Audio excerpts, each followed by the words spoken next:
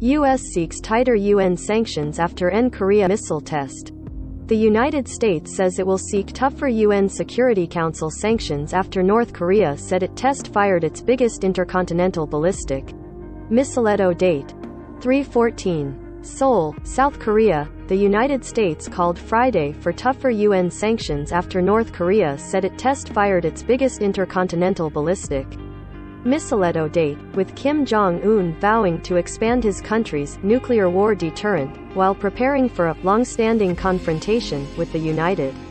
The launch Thursday extended a barrage of weapons demonstrations this year that analysts say are aimed at forcing the United States to accept the idea of North Korea as a nuclear power and remove crippling sanctions against its broken economy.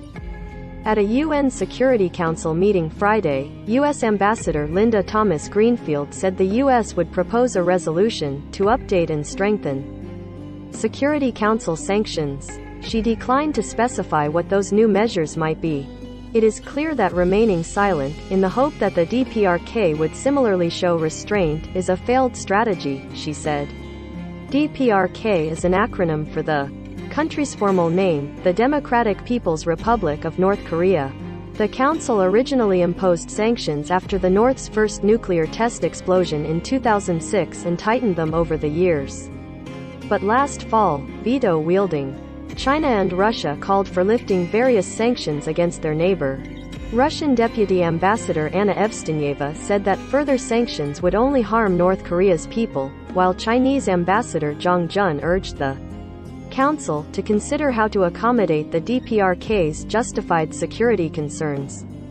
He suggested that the U.S. didn't do enough to respond to the North's 2018 self-imposed pause on long-range missile and nuclear tests and needed to show its goodwill and work harder to stabilize the situation and resume dialogue. North Korea didn't speak at the council meeting. A message seeking comment was sent to its UN mission. Meanwhile, the U.S. imposed new sanctions of its own against 5 entities and individuals in Russia and North Korea over transferring sensitive items to the North's missile program, State Department spokesperson Ned Price said. North Korean state TV dramatized the missile testing process like a Hollywood movie, showing Kim walking in slow motion in front of a giant missile in sunglasses and a black leather motorcycle jacket. After a series of quick cuts of Kim and military officials staring at their watches, Kim takes off his shades and nods, and the missile is shown being rolled out of the hangar.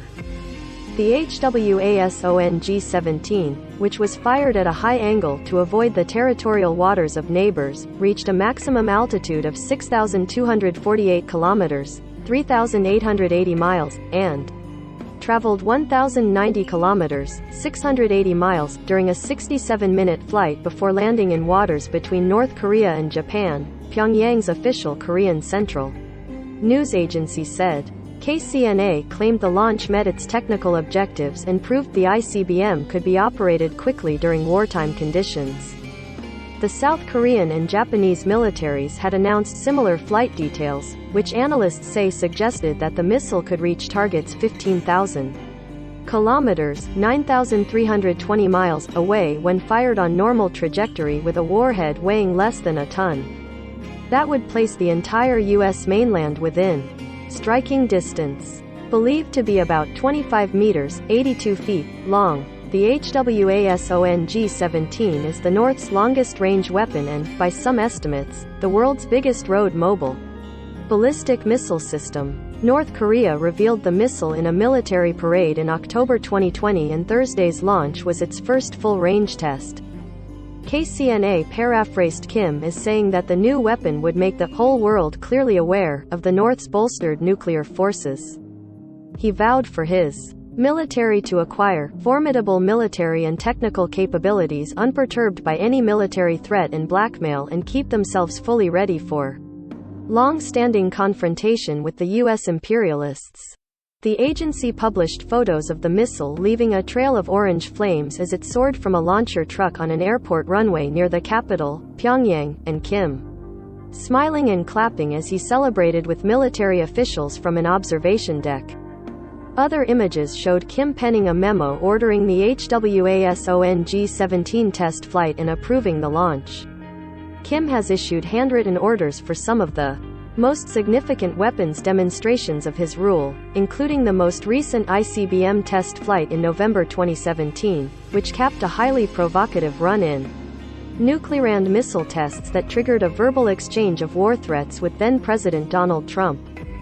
While Thursday's test was North Korea's most powerful demonstration of its ICBM capabilities to date, some experts questioned whether the North was hiding key details about the launch. Collins Werko, a senior analyst at the North Korea-focused website NK Pro, said commercial satellite images indicate that North Korean state TV footage of the launch was likely shot on a different date.